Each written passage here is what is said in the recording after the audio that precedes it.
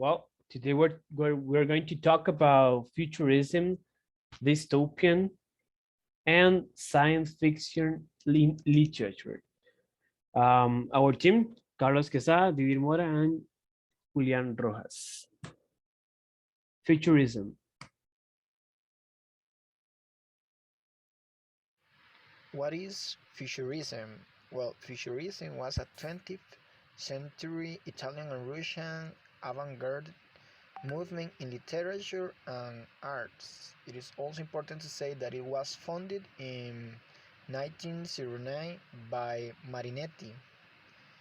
Uh, it was based in promote extreme artistic innovation and experimentation, declaring a radical disassociation from the past and focus on new art like technology and politics. The futurists strongly rejected the self-awareness behind the overextended literalism of the symbolism. In contrast, it showed a preference for the visual arts that discussed conservative social elements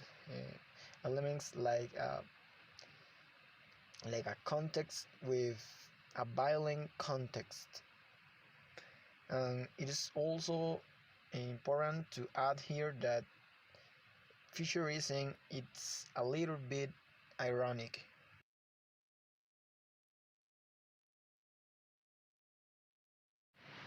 About settings, here we have Italian futurism and Russian futurism. Italian futurism began with Marinetti, which declared that artistic work without an aggressive element could not be considered a masterpiece. So uh, he demands a language free of syntax and logical ordering that allow the poet to rapidly convey intense emotion. Um, it is very important uh, to recognize futuristic poets like Cavaccioli, Polgor, and Palaseski. About Russian futurism began as a revolt against the symbolist movement in Russia. And here we have two schools, two kind of futuristic schools in Russia, Kuro-futurism and Ego-futurism. Um, and, and some important poets here are David Burliuk, Alexei Krusenek, Vladimir Mayakovsky, um, Viktor Klebnikov. And here we have an interesting image that I found that uh, it's an Italian. I don't know. It's kind of interesting image, an Italian image where, well, here we have a like a different colors, different image. Well, it's kind of interesting.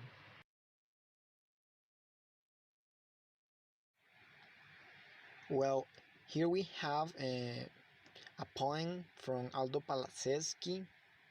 It is called The Clock. I'm going to read just a little bit because this is not the whole poem. This is just a part of this poem, but I'm going to read a little bit.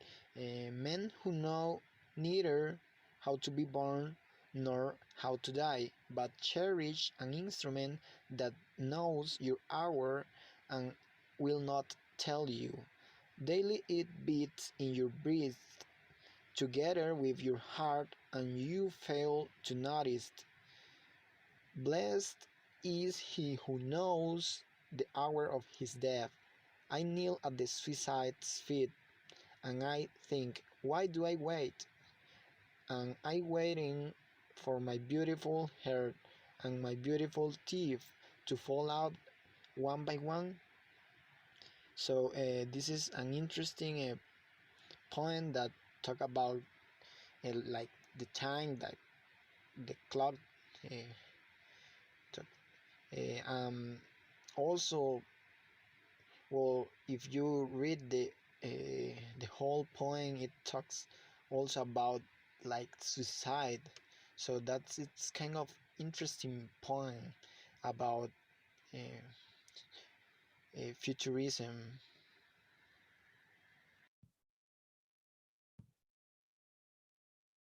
Okay, so now Okay, so now we're going to talk about dystopia. But what is a dystopia? Well, dystopia is an imaginary futuristic world in which society lives under some conditions like oppression of a totalitarian government, a repressive society, a force of technology, and a car business corporation. But uh, we have to include some other aspects, like, for example, society in dystopia. Society itself is typically the antagonist of the story. So society is actively working against the protagonist, uh, and well, the main conflict is normally man versus society. And that's very important, and we have to take that into the account when we are uh, looking to this kind of literature, and not only literature but art in general. Of course, when we're talking about this kind of art, well, the best dystopian stories speak to a deeper meaning. What it means to be one small part of the larger civilization, and what it means to be an individual or a human.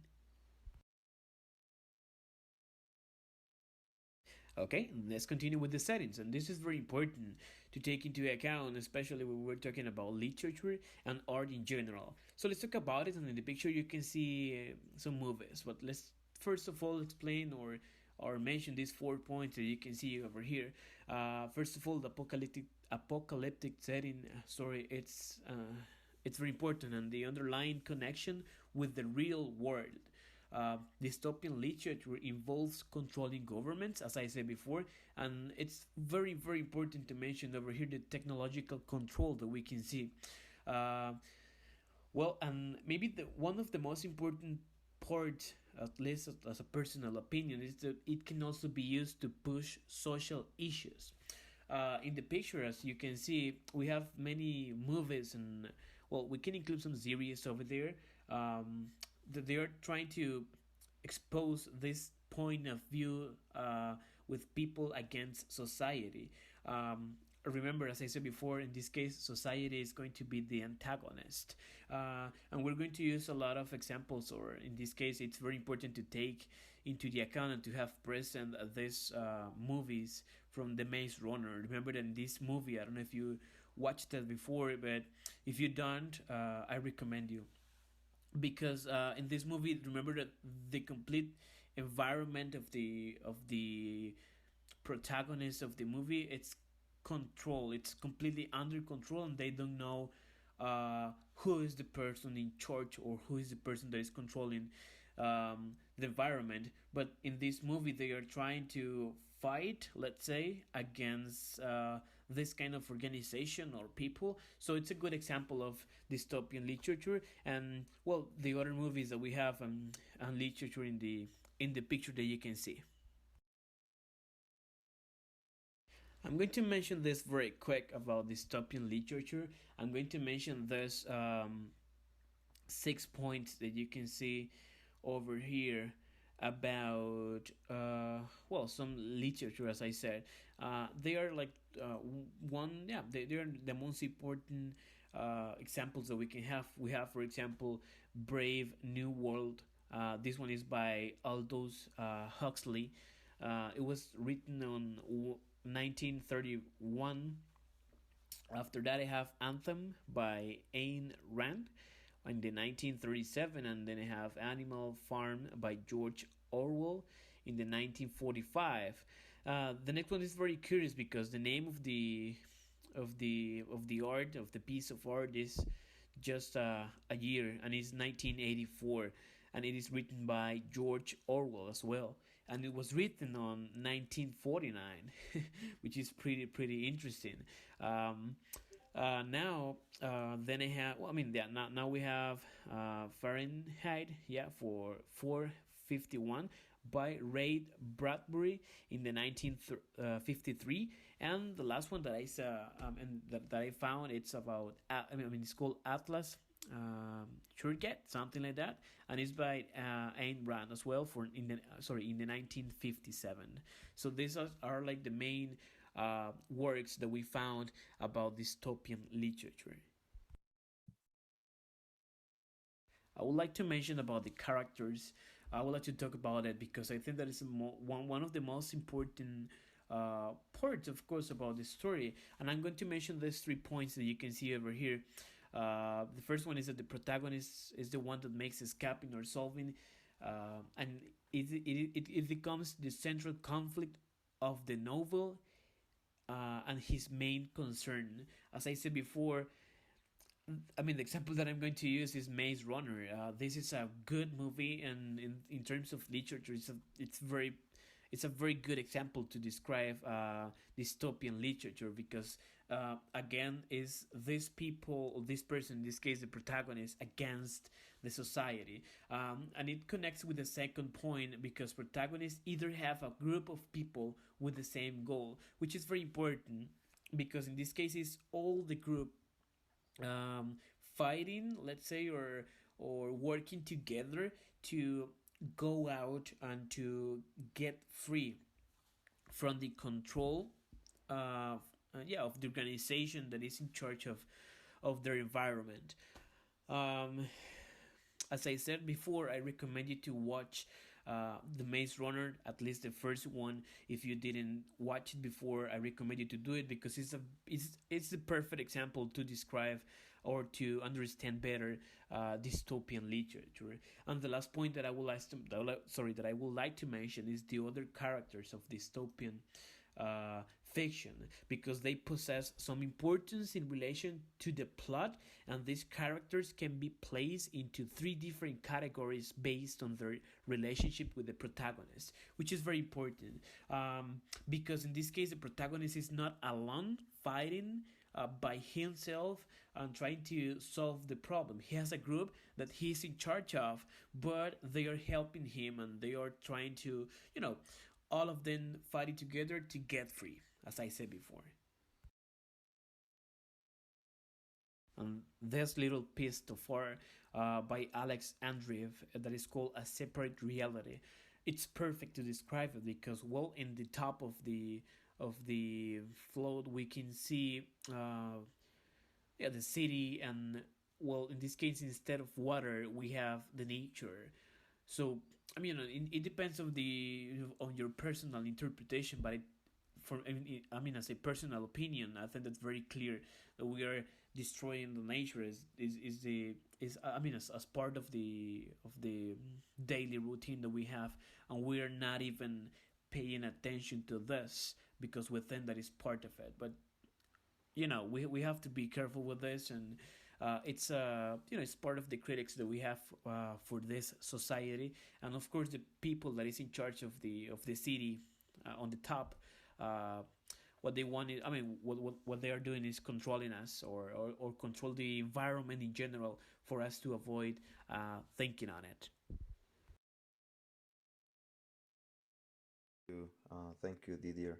Uh, so now with science fiction, um, commonly known as SCI-FI, well, literary and cultural historians describe science fiction as the premier narrative form of modernity because authors working in this genre um, they extrapolate from enlightenment ideals and industrial practices to imagine how educated people using machines and other technologies might radically change the material world, while authors working in other literary modes can represent the past and present from new perspectives. Only those alive with speculative fiction show us how intervening into the material world can change human relations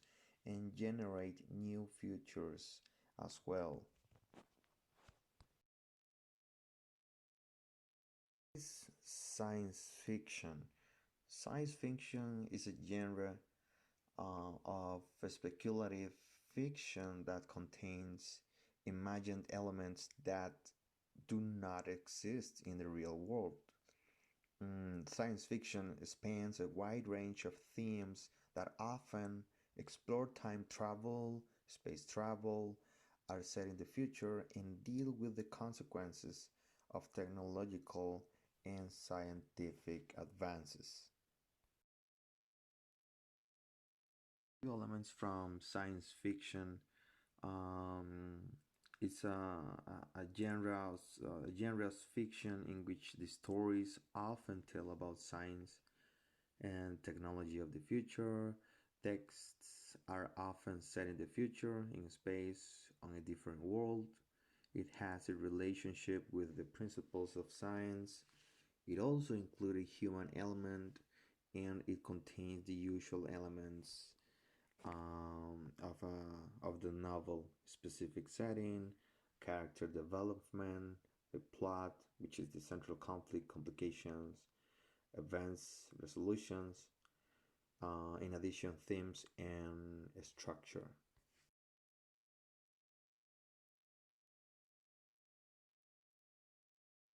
A few words. Um, we have in here Charles Ledbetter's Astronomy. We also have Elisa Haywood's The Female Spectator, um, Rene Antoine, Histo- Histoire, well, this is in French, Jules Verne's A Journey to the Center of the Earth, John W. Campbell's Forgetfulness, and also from the same author, we have Campbell's Astounding Science Fiction.